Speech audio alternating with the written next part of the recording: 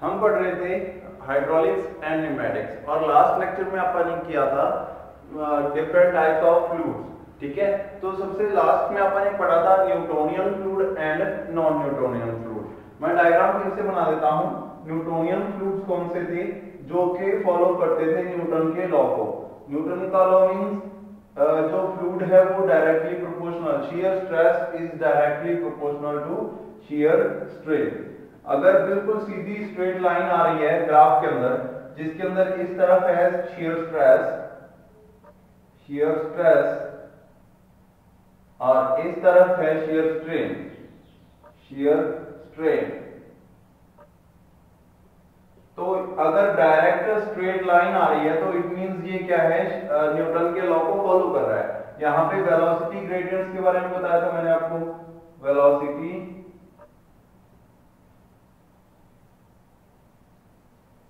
Velocity gradients कौन से होते हैं? जिसके अंदर du divided by dy, change in velocity with respect to change in stream के ऊपर की हाइट जो है वो चेंज होती रहती है, उसी के साथ साथ वेलोसिटी भी चेंज होती रहती है। जितना नीचे रहेंगे उतनी कम वेलोसिटी होगी, जितना ही स्ट्रीम के ऊपर जाते जाएंगे y बढ़ता जाएगा तो u भी, उसकी वेलोसिटी भी चेंज होती जाएगी। ठीक है, नेक्स्ट था नॉन न्यूटोनियन फ्लूइड, जिसके अंदर फ्लूइड की कर्व कुछ ऐसी होगी। ठीक है, ऊपर से नीचे, नीचे से ऊपर कैसी भी हो सकती है, मतलब कि स्ट्रेट नहीं है, डायरेक्टली प्रोपोर्शनल नहीं होगी।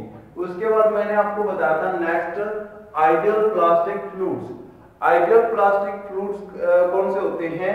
जो न्यूटोनियन फ्लूइड बन जाते हैं लेकिन एक यील्ड स्ट्रेस के बाद, मतलब कि एक यील्ड पॉइंट आता है उनका, उस तक पहुंचने के बाद वो जाके सॉलिड से लिक्विड बनते हैं। जैसे मैंने आपको कीचड़ का एग्जांपल दिया था, मड का एग्जांपल दिया था।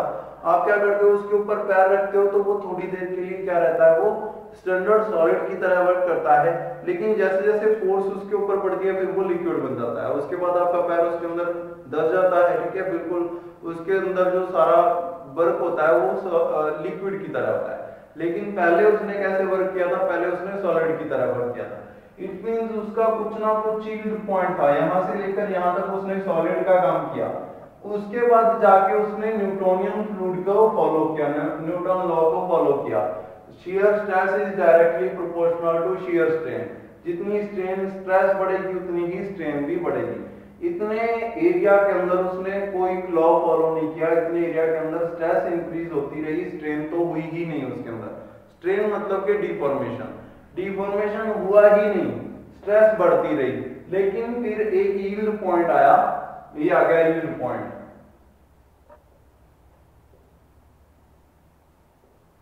ये वाला, ठीक है, यील्ड पॉइंट आया। उसके बाद क्या हुआ, इसने फ्लूइड ने न्यूटन के लॉ को फॉलो कर लिया। ठीक है, तो ये फॉलो करता है न्यूटन के लॉ को, लेकिन कुछ देर के बाद। ठीक है, ए फ्लूइड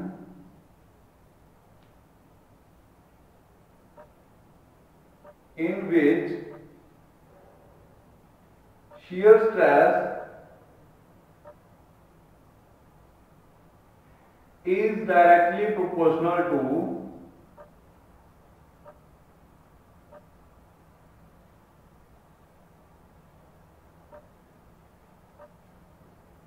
shear strain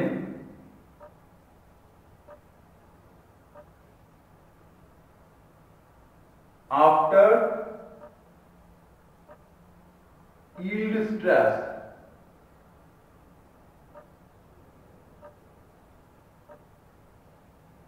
या आफ्टर ए पर्टिकुलर फोर्स। एक पर्टिकुलर फोर्स या यील्ड स्ट्रेस के बाद जाके ये क्या होता है, लिक्विड में कन्वर्ट होता है। तब तक ये एक सॉलिड की तरह वर्क करता है। लाइक मड का आपके पास एग्जांपल है। ठीक है, एग्जांपल पूछेंगे तो कीचड़ जो है वो उसका सबसे अच्छा एग्जांपल है, क्योंकि उसके अंदर आप पैर रखते हो तो बहुत बार आपने देखा होगा पैर फिसल जाता है और उसके ऊपर चला जाता है।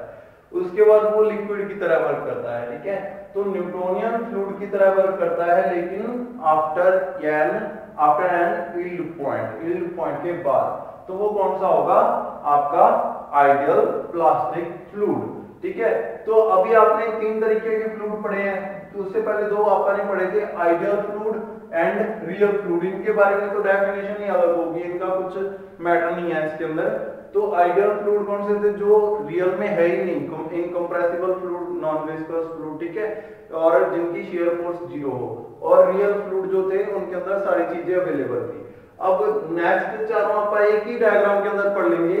सबसे पहले आ गया आपका रियल जो आपका न्यूटोनियन फ्लूइड है, न्यूटोनियन फ्लूइड। इस लाइन से न्यूटोनियन फ्लूइड, बिल्कुल सिंपल सी बात है, shear stress is directly proportional to shear strain. ये जो कर्व वाली लाइन है ये कौन सी है, non Newtonian fluid, non Newtonian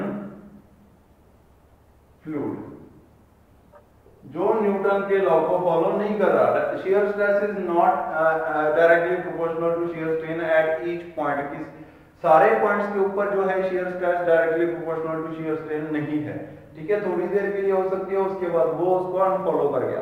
तो ये ऑब्वियस है कि ये नॉन न्यूटोनियन फ्लूइड है, न्यूटन के लॉ को फॉलो कर ही नहीं रहे। उसके बाद आ गया आइडियल प्लास्टिक फ्लूइड।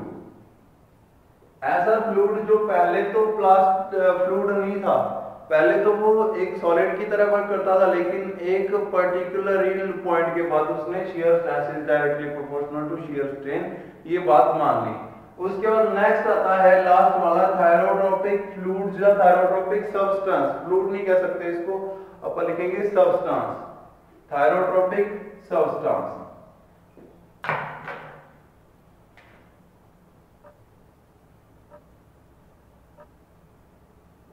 ठीक है, थायरोट्रोपिक सब्सटेंस। तो थायरोट्रोपिक सब्सटेंस कौन से होते हैं, जिसके अंदर फ्लूइड की प्रॉपर्टीज तो आती हैं कुछ देर के बाद, यील्ड पॉइंट के बाद फ्लूइड की प्रॉपर्टीज आती हैं, लेकिन वो न्यूटन के लॉ को फिर भी नहीं फॉलो करता। मींस यहां से लेकर यहां तक उसने क्या किया, सॉलिड की तरह वर्क किया, यहां से यहां तक। यील्ड पॉइंट के बाद उसके अंदर फ्लूइड की प्रॉपर्टीज आई, लेकिन फिर भी उसने न्यूटोनियन फ्लूइड को फॉलो नहीं किया, न्यूटोनियन लॉ को फॉलो नहीं किया। उसने एक कर्व बना दी यहाँ पे भी, ठीक है, जैसे पहले वाले ने नॉन न्यूटोनियन फ्लूइड ने बनाई थी, वैसे ही इसने भी एक कर्व बना दी आफ्टर एन यील्ड पॉइंट। तो इसको अपन क्या कहेंगे, थायरोट्रोपिक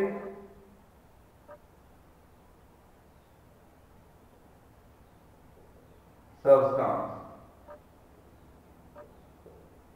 ठीक है, थायरोट्रोपिक सब्सटेंस, जिसके अंदर फ्लूइड की प्रॉपर्टीज तो आई, लेकिन वो फिर भी न्यूटोनियन लॉ को फॉलो नहीं कर सका, ठीक है।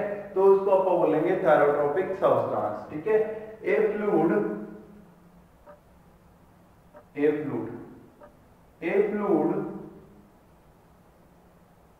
in which shear stress is not directly proportional तो है ही नहीं, not directly proportional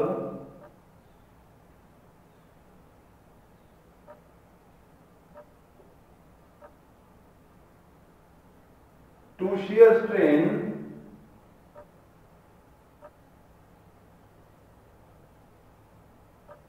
even after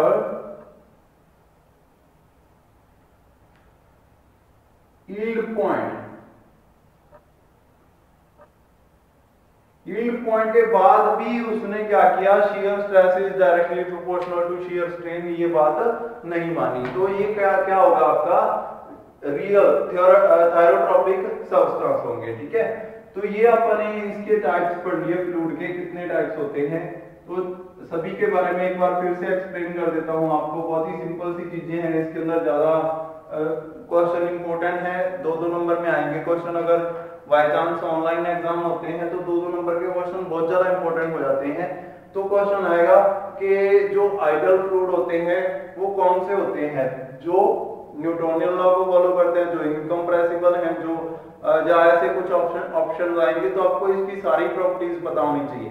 ideal fluid के अंदर न्यूटन का कोई सिस्टम नहीं है, कुछ नहीं है, यहाँ पे सिर्फ ये बात है जो फ्लूइड्स इनकम्प्रेसिबल हो, जिनको कंप्रेस ना किया जा सके, ठीक है, पहली बात जिनको कंप्रेस ना किया जा सके, दूसरी बात जिनके अंदर विस्कोसिटी जीरो हो और विस्कोसिटी से रिलेटेड ही है कि शियर रेजिस्टेंस उसका जीरो होना चाहिए, ठीक है। तो ये चीजें अगर होंगी तो आप क्या कहेंगे, उसको आइडियल फ्लूइड कहेंगे।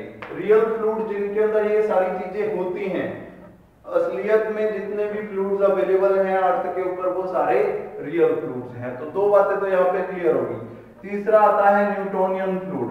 न्यूटोनियन फ्लूइड कौन सा होता है, जो न्यूटन के लॉ को फॉलो करता है, जिसके अंदर शियर स्ट्रेस जो है वो directly proportional to shear strain हो। यहाँ पे एक सीधी लाइन बन रही हो। क्वेश्चन सिंपल ये आए कि न्यूटोनियन फ्लूइड कौन सा होता है, पेपर में क्वेश्चन लिखने को आ जाए तो आपने ये डायग्राम बना के आना है ऐसे। सिंपल एक ही डायग्राम बनाना है, ये पूरा नहीं बनाना। इसके अंदर तो और भी आगे आपको सिर्फ एक डायग्राम बनाना है, ये लाइन खींचनी है, यहाँ पे लिखना है शियर स्ट्रेस, यहाँ पे लिखना है शियर स्ट्रेन, और वेलोसिटी ग्रेडियंट्स भी लिख सकते हो और du डिवाइडेड बाय dy भी लिखना है, ठीक है। ऐसे लिखिए और इसके ऊपर यहाँ पे लिखना है न्यूटोनियन फ्लूइड,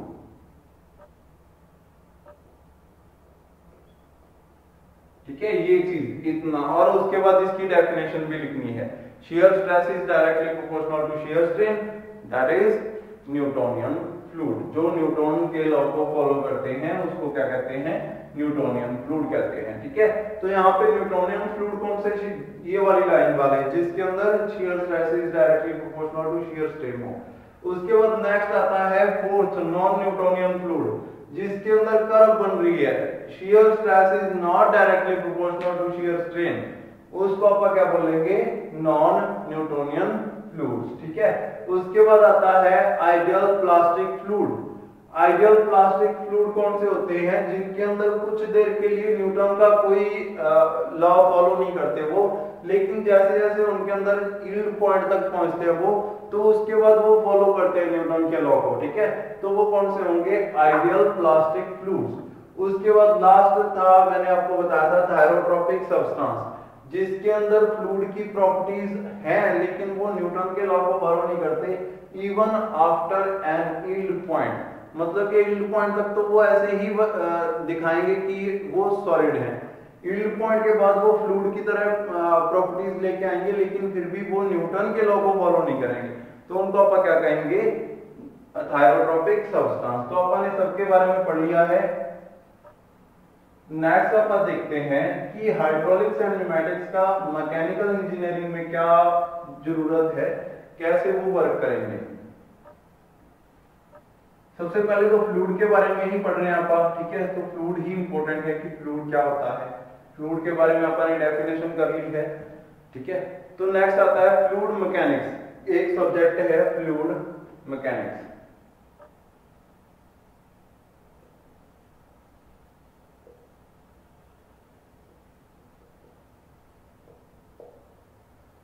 फ्लूइड मैकेनिक्स क्या होता है, फ्लूइड के बारे में स्टडी करना, फ्लूइड को मैकेनिकल इंजीनियरिंग में कैसे यूज किया जा सकता है, ठीक है, उसको देखना। It is a branch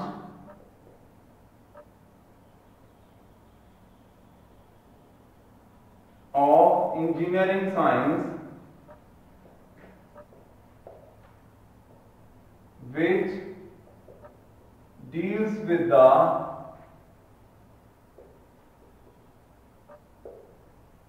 study of fluids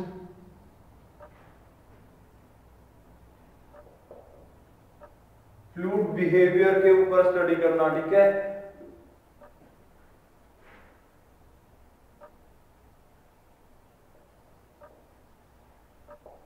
In different conditions,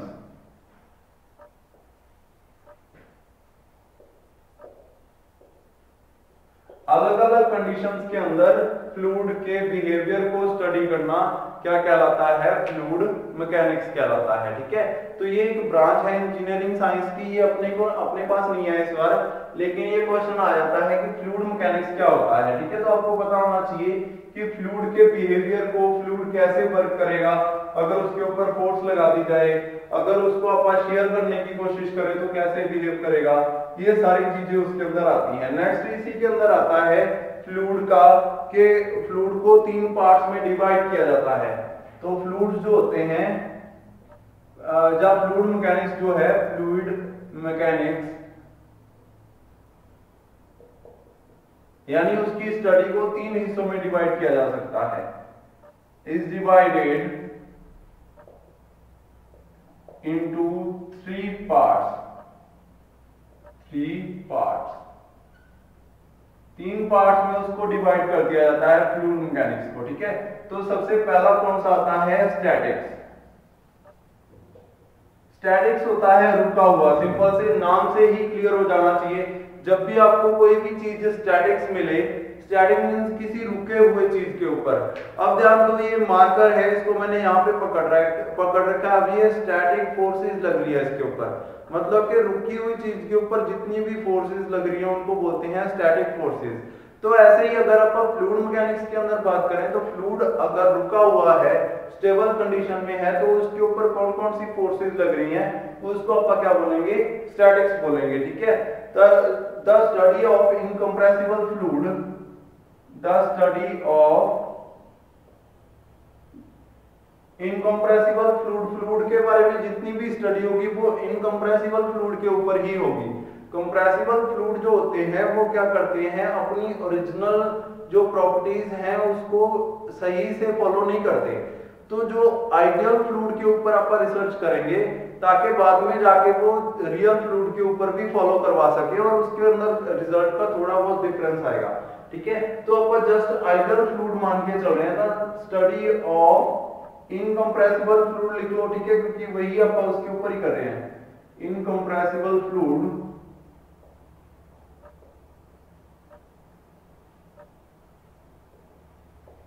in static condition, static condition, रुके हुए फ्लूइड के अंदर जो भी फोर्सेस लग रही हैं उनको स्टडी करना क्या कहलाता है, स्टैटिक्स कहलाता है।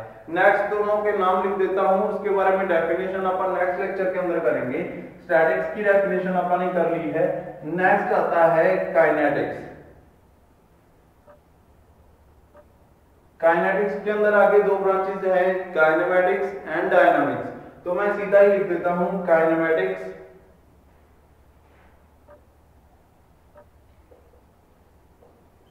And dynamics. कई बार इसको दो तरीके से अलग अलग भी डिफाइन किया जा सकता है, अलग अलग भी दे देता है कई बार, स्टैटिक्स एंड काइनेटिक्स। काइनेटिक्स के आगे फिर दो ब्रांचेस आती हैं। काइनेटिक्स होता है जो मोशन के अंदर फ्लूइड है उसको स्टडी करना, काइनेटिक्स कहलाता है, और उसको आगे फिर से दो पार्ट्स में डिवाइड किया जाता है, काइनेमेटिक्स एंड डायनामिक्स। कई बार काइनेटिक्स की जगह पे सिंपल तीनों पार्ट्स को अलग अलग दे देता है, स्टैटिक्स, काइनेटिक्स और डायनामिक्स। इनकी डेफिनेशन कल पढ़ेंगे, मैं बेसिकली बता देता हूं कि होते क्या हैं। काइनेमेटिक्स होते हैं जिनके अंदर आप मोशन को स्टडी करते हैं, मोशन ऑफ फ्लूइड, मोशन को स्टडी करना। ठीक है, लेकिन इसके अंदर क्या होता है, मोशन के अंदर अब एक्सेलरेशन भी आ जाती है कि पहले वो इतनी गति से चल रहा था, अचानक से उसकी एक्सेलरेशन हो गया, उसकी स्पीड तेज होगी। ठीक है, तो एक्सेलरेशन भी आ जाएगा, सिंपल जो उसकी मूवमेंट्स भी आ जाएंगी, लेकिन जो एक्सेलरेशन के लिए फोर्सेस रिक्वायर होंगी उसके बारे में अपन नहीं पढ़ेंगे, कोई फोर्स के बारे में नहीं पढ़ेंगे, फोर्सेस को अपन इसके अंदर नहीं पढ़ेंगे काइनेमेटिक्स के अंदर। डायनामिक्स के अंदर अपन मोशन प्लस